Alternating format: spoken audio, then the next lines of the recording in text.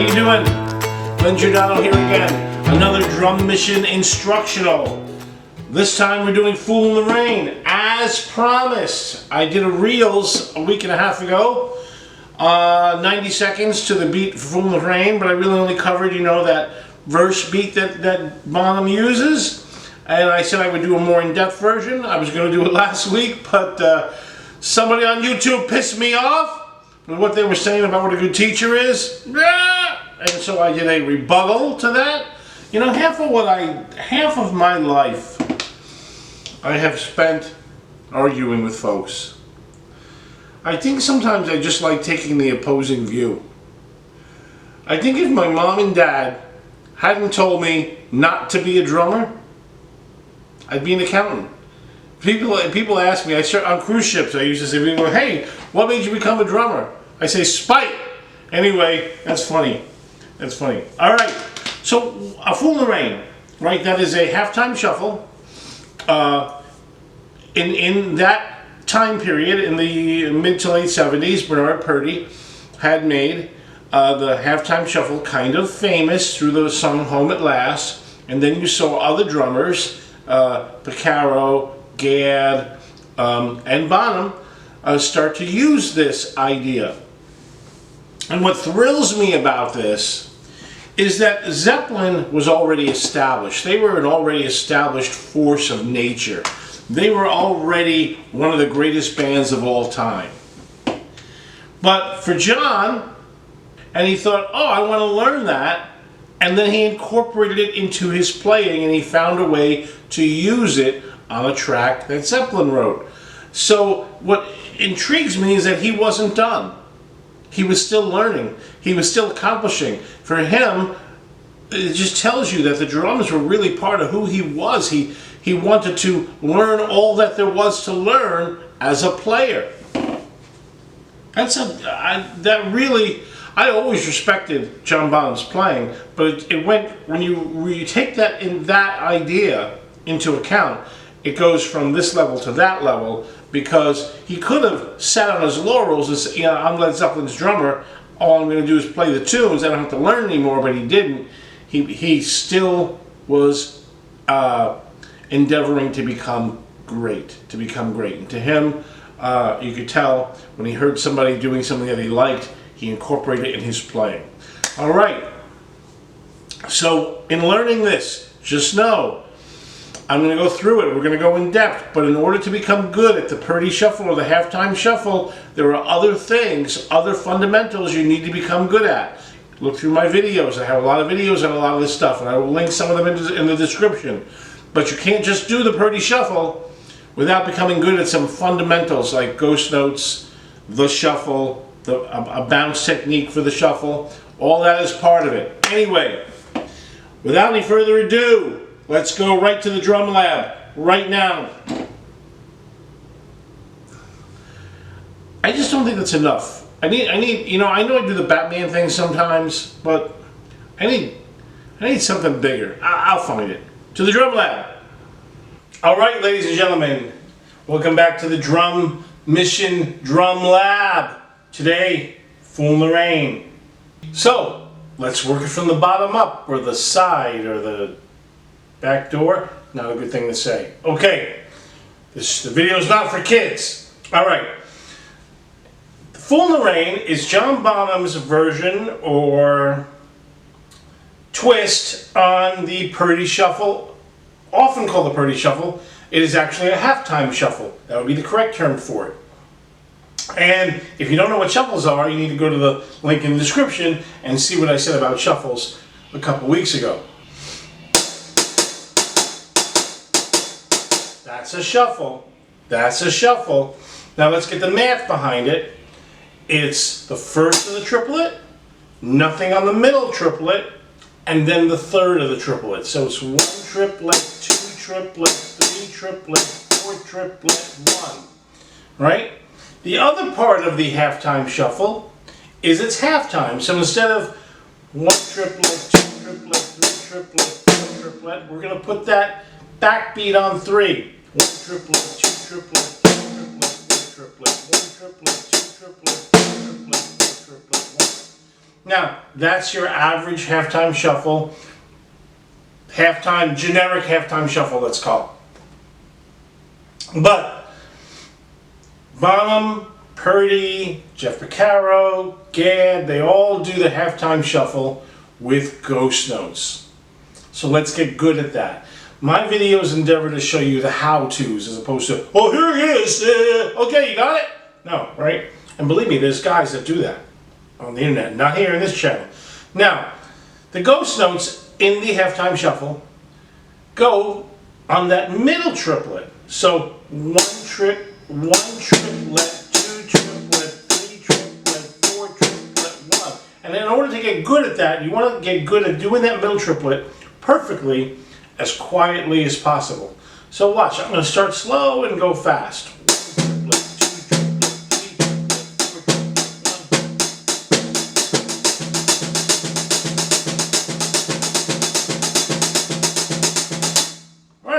So I've got that little undercurrent, right? And the beauty, as I said in the monologue here, the beauty of the Purdy shuffle is those ghost notes you can do in a lot of different ways.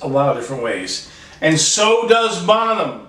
So okay, Bonham doesn't put those ghost notes in all of them. He puts them on right after B2 and right after B3. So it's the mid-trip after 2 and the mid-trip after 4. No, not 3, after 4. The mid-trip after 2 and the mid-trip after 4. Let's count it together and let's do it. 1 triplet, 2 triplet, 3, including the backbeat. Let 4 triplet, 1 triplet, 2 triplet, 3. Let 4 triplet, 1 triplet, 2 triplet, 3. Let 4 triplet, 1 triplet, 2 triplet, 3. Why doesn't he do it on all of them? Again, this is the Bonham twist of it. This is how he was feeling it in that groove. And he may do more of it in different parts of the tune. It's not hard to hear exactly, but that's the basic crux of this. So yeah, the full halftime shuffle would be Bonham's version.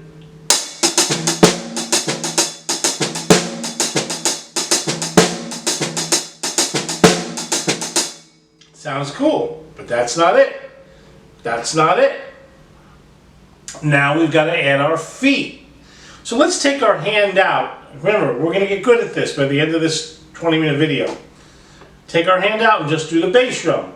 So the bass drum is on 1, the third triplet of 1, the third triplet of 2, and the third triplet of 4. So watch. 1 triplet, 2 triplet, 3 triplet, 4 triplet, 1 triplet, 2 triplet, 3 triplet, 4 triplet, 1 triplet.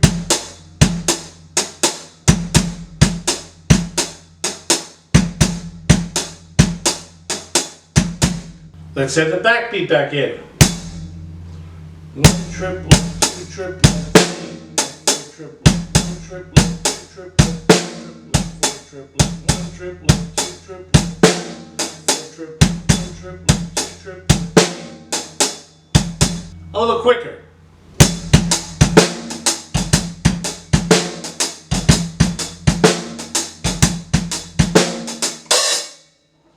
So you can see, wow, it sounds really different without those ghost notes. Let's add the ghost notes again. Let's see how slow I can do it, and then we'll do it at a good speed. Let's count it together. 1 triplet, 2 triplet, 4 triplet, 2 triplet, 4 triplet, 2 triplet, 1 triplet, 2 triplet.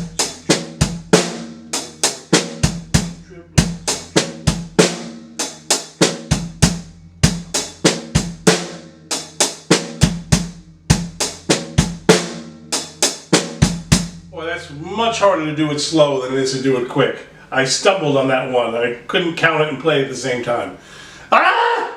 I told you when you started watching this thing I'm not that bright. Alright, let's do that more up to tempo.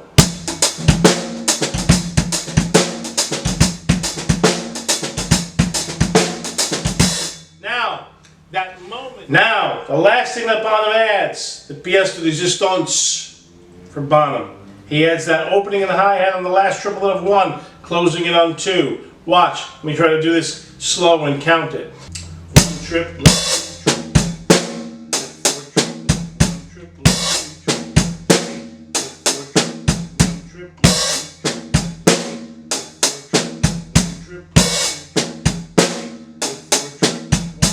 much harder to do that slow than fast. Way harder. Here you go up to speed.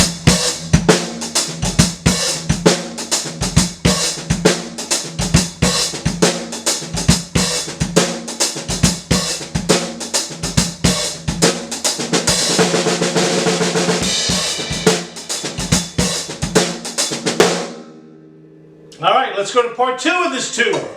All right, ladies and gentlemen, this is part 2. So there's a variation. It's more than a variation that he does. It's like a transitional sequence of chords. Maybe you might think of it as a pre-chorus, right? That kind of thing, right? Where he changes from the hi-hat to a cymbal pattern. And it's very interesting, and it's the trickiest part of the song, actually, the trickiest part. So he starts out, it's the whole thing, it's about 8 bars, and he does it this way. Quarter note triplets on the bell of the cymbal. What are quarter note triplets? If you're not sure, get with me. But quickly, 8th note triplets are 1 triplet, 2 triplet, 3 triplet, 4 triplet. 1 triplet, 2 triplet, 3 triplet, 4 triplet. Those are 8th note triplets. So he's playing every other one on the bell. So let's just do that part. 1 triplet, 2 triplet, 3 triplet, 4 triplet, 1 triplet, 2 triplet, 3 triplet, 4 triplet. Now there is a more in-depth explanation of how that works over 4. We're not going to get into that right now. Now, he plays almost all the notes in between that as a ghost note on the snare, except for the backbeat and the two what would normally be 2 ghost notes around the backbeat to give more power to the backbeat and more emphasis. So watch, nice and slow again. 1 triplet, 2 triplet, 3, 4 triplet, 1 triplet, 2 triplet, 3, 4 triplet, 1 triplet, 2 triplet, 3, 4 triplet, 1 triplet, 2 triplet, 4 triplet. All right? That's what he's doing so far. So far, not that hard, right? Remember, these are 6 equal notes, quarter note triplets, 6 equal quarter notes over the 4/4. So that's going to take you a minute. And if you need to, email me. I can help you through that, all right? Not free, not for free, but really, like one discussion and you'll be there. All right. So now his bass drum, this is the hard part, this is hard to do slow, does the same thing it's been doing all along, which would be 1 triplet, 2 triplet, 3 triplet, 4 triplet, 1 triplet, 2 triplet, 3 triplet, 4 triplet, 1. So let's add that to this, nice and slow.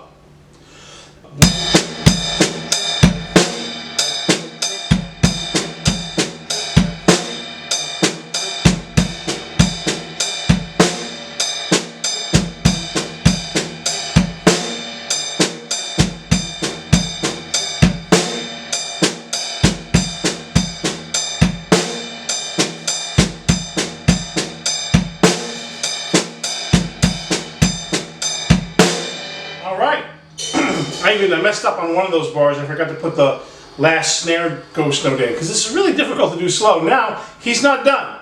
He's going to do the hi-hat on 2 and 4. On 2 and 4. I'm not going to count this one through because my brain's too small, guys. It's way too small for that. All right. Let's try it slow, and then I'll take it at tempo. Here we go.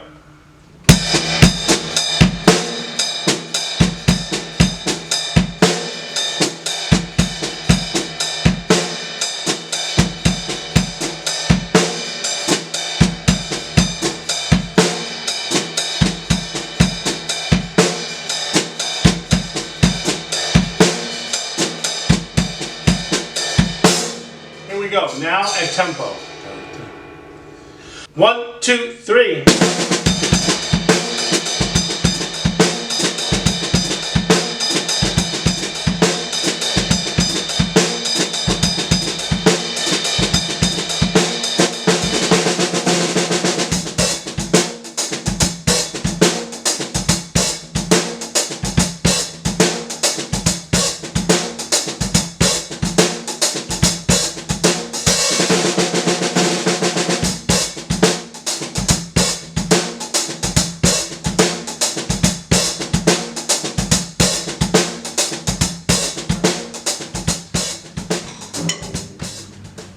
All right, everybody, time for part three. Part three. It's the last part of the song. I'm not going to spend much time on this. This is the easiest part of the song, right? This is that big kind of Latin interlude.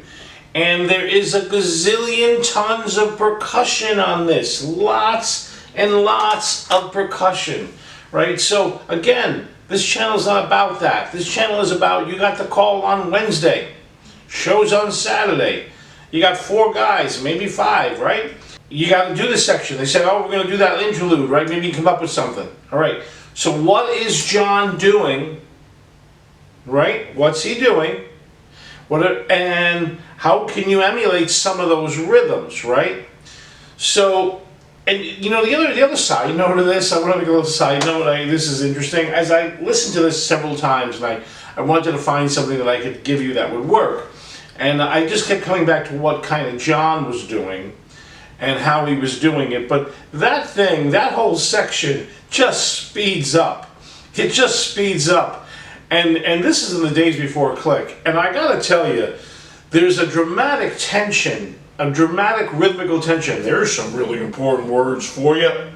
Dramatic rhythmical tension. Hi, I would like to discuss with you the dramatic rhythmical tension in the proposed anxieties of the... Never mind, forget it. I don't know what I'm doing. All right, so it speeds up, but here's the beauty of it. When he comes out of it, they come back to just about the original tempo. When they come out, and it's like 36 bars long. It might be even 38, I'm not sure. When they come out of it, they come back to the original tempo. That is musicianship. That is soul. Yeah, they do things with a click now. There's sometimes that a click is good, and there's sometimes that the drama that creates is really good. With this kind of thing, what's important, 4 on the floor, both together, right? You'll see some guys on YouTube doing this. That's not really samba. Real traditional samba is more this. That's better. That's better for this kind of thing because you're really driving those quarter notes.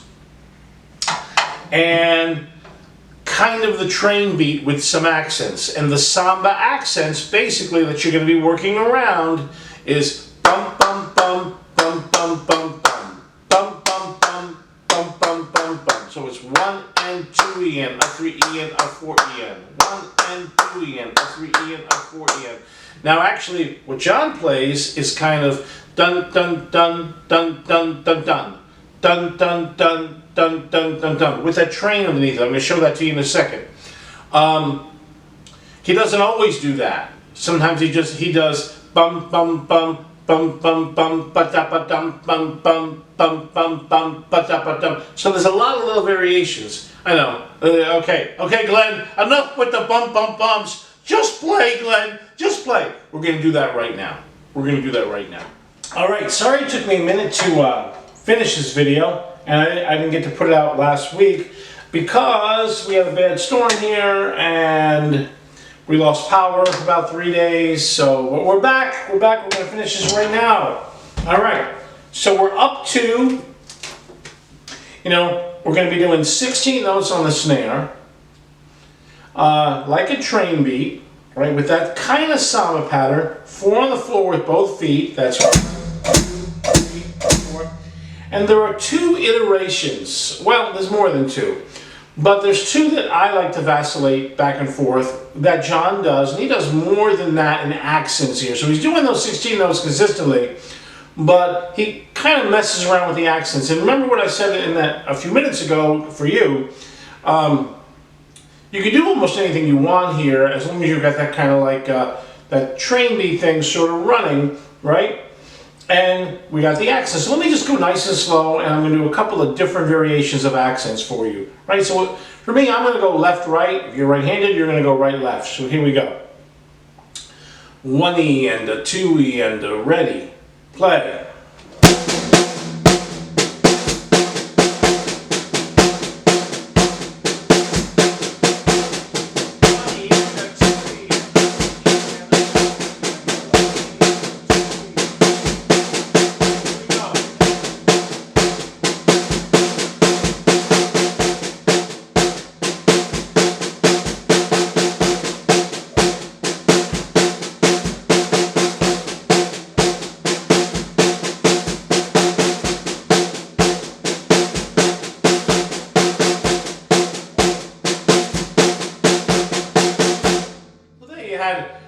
accents on 1 and 2, the da of 2, the E of 3, the da of 3 and 4. You had accents on 1 and 2, and then again on the da of 2, the E of 3, the da of 3, and of 4, E and da, right? Just the E and da of 4. And then finally, the same thing with accents on just the last enda after 4. And that's just some of the ideas that he does. And you can do a lot of different ideas around that. So that's the easiest part of that tune. As far as the toughest part of that whole little 36 or 38 bar break is at the very last bar. He does 16 note triplets all the way through, back to the original groove, and they've kind of sped up by the time they got there, so it's pretty quick. That, if you can't do those 16 note triplets, get with me. If you have to hack your way around it, you can buzz roll it, you can do this. You can double stroke it. That'll work just fine. Or just leave them 16 notes. And you'd be okay. So let's wrap this up. I'm going to go 8 bars of that train beat with the samba pattern, but on the 8th bar, I'm going to do those 16 note triplets and go back to the groove and take it out with that. So please, like, subscribe, support, another crazy car repair anyway. See you on the next one. 1, 2, 3, 4.